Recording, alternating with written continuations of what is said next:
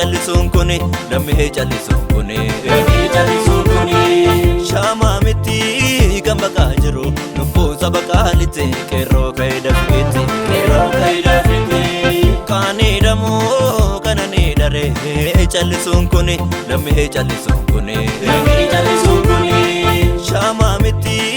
kan baqaa jiru lubbuu saba qaalitti qeerroo ka'ee dafeetti laafeen qeerroo akka mukaatti geejju meeqa akka baalatti yaa Oromoo ifatti diinatti adawwii kan kee gubiina qiqileetti adawwii kan kee gubiina qiqileetti adawwii kan kee gubiina qiqileetti.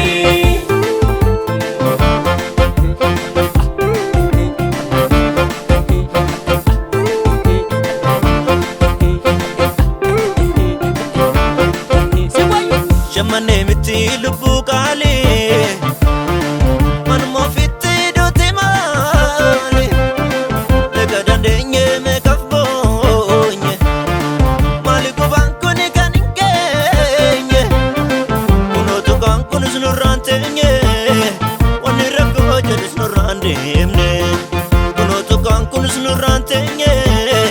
wanni rakkoo jedhus nurraan deemne.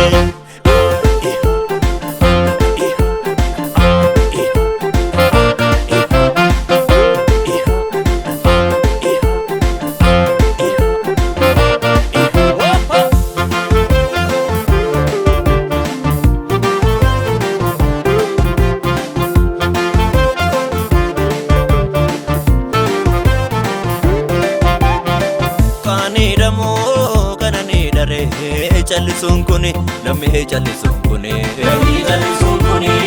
shaamaa miti kan baqaa jiru lubbuu saba qaalitti qeerroo ka'ee dafeetti kaanii damoo kananii daree jallisuun kuni lammii jallisuun kuni shaamaa miti kan baqaa jiru lubbuu saba qaalitti qeerroo ka'ee dafeetti darbaa jennee eegan taane manuma teenye deemne lolle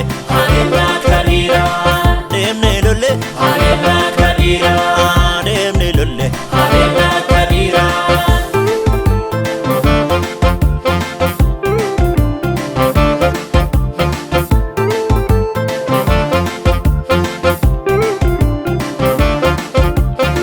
baanee galuun nutti ulfaate kanumti guddifne barnoo nyaate diinni alaa nutti seene jiru nu gure takka hin taane biyya keenya irratti wabii dhabne namummaa hanqanne fagoo taane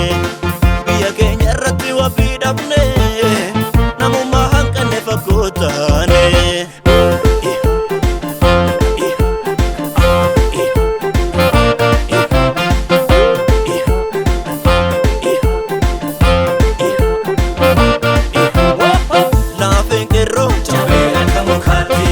Geejju meeqa